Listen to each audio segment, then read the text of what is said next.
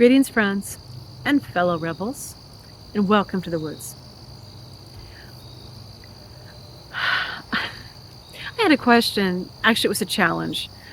And as long as we've been on the topic of psychic parasites, so what the hell? Let's go all the way. My challenge was, well, okay. Sure, you said that there are farmers, right? That we're farmed. Humans are farmed, right? If we have farmers and they're taking our vitality, then what are these psychic parasites you're talking about? I mean, why would our farmers allow that to happen? I mean, you're not saying that. Are you saying that psychic parasites are farmers, or are you saying that? And if they're not, why would they allow that to happen?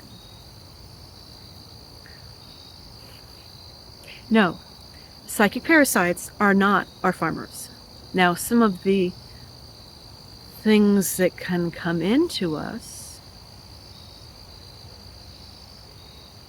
sometimes our farmers do that. Sometimes our farmers choose to use us as vessels, to puppet us. They're capable of that.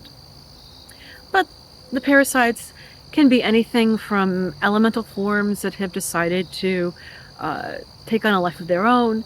They could be revenants. Revenants as soul pieces that kind of lost their way. They're looking for energy. They kind of lom on to wherever they can get the energy and then try to provoke more energy. They just need to be sent back to whoever they truly belong to, where they've been so hopelessly severed from that they've taken on a life of their own and they kind of run wild. There's different sorts of psychic parasites, just as there are all sorts of parasites that attack humans in this density. There are different types of parasites that can cause you problems on an astral and etheric level that will cause problems here because it bleeds through. No, these are not the farmers. Farmers are more dangerous.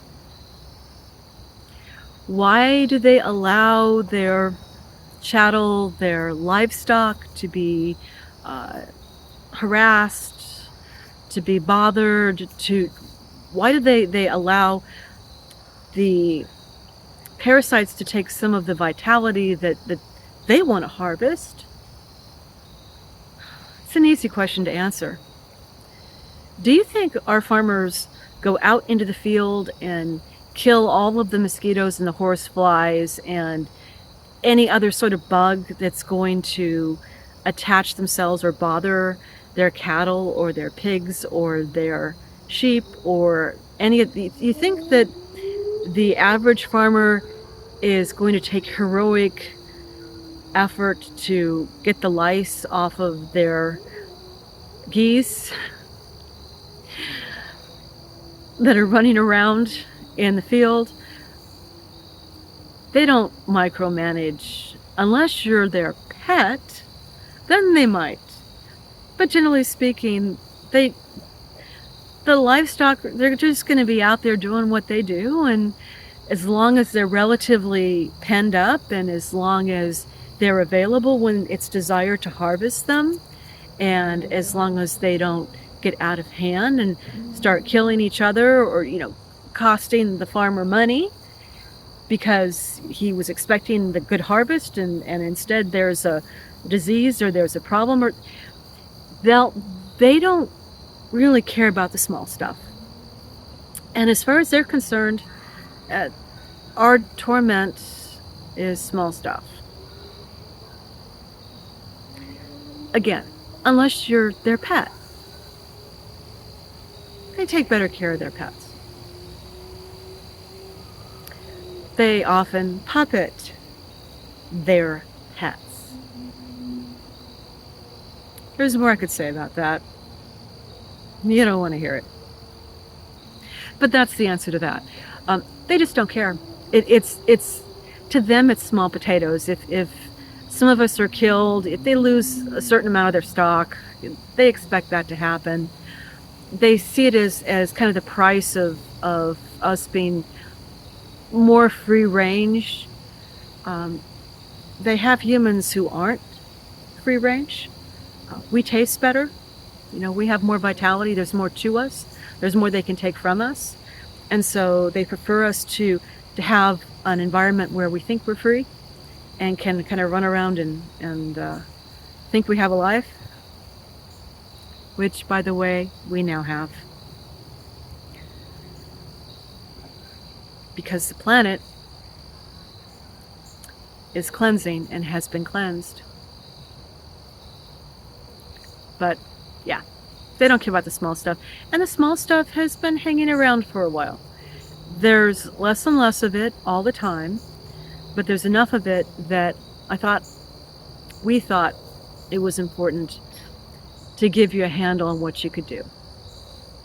And to give you a little context for things you might have experienced in the past, so you can not be so hard on yourself. So many of us are angry and upset with ourselves because we couldn't be stronger. We couldn't just handle it. We're what's wrong with us? Why can't we? Being sensitive, being psychic, is its own strength. It takes a hell of a lot more power, will, and discipline to remain a sensitive, to choose to be one, to be a sensitive in this chaotic, dangerous, out of balanced world, than it is to be someone who doesn't care about any of that stuff and doesn't want to know. Thank you for sharing time with me. Welcome to the woods.